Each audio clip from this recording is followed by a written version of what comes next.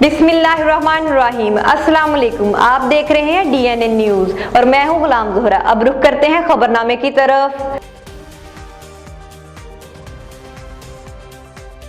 खबर शामिल करते हैं सियालकोट से। हमारे डिस्ट्रिक्ट रिपोर्टर मुदस्सर रतू की रिपोर्ट के मुताबिक 2 संसदीय शहरों सियालकोट और गुजरात के दरमियान जमीनी राब्ता कायम करने के लिए दरिया चनाब पर 1968 में हेड मराला के मुकाम पर बनाया गया मराला हेडवर्क्स आज भी फजा मकाम के साथ साथ अपनी खूबसूरती में बेमिसाल एशियन तरक्याती बैंक के फंड्स बिना गैर मुल्की इंजनों का शाहकार है।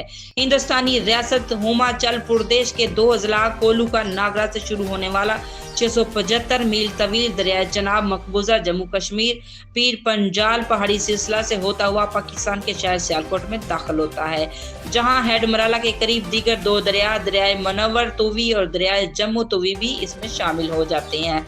यही वजह है कि सैलाबी सूरत हाल में दरिया चनाब में पानी की ज्यादा मिकदार और तोगाई पर काबू पाने के लिए पानी को तकसीम करने के लिए मराला हेडवर्क्स से 2 नहरें मराला रावी लिंक और ऊपर चनाब कनाल निकाली गई, जबकि दरियाए चनाब के लिए अलहदा से स्पेशल वेज बनाई गई हैं, जिन्हें बड़ी बड़ी मशीनों से ऑपरेट किया जाता है।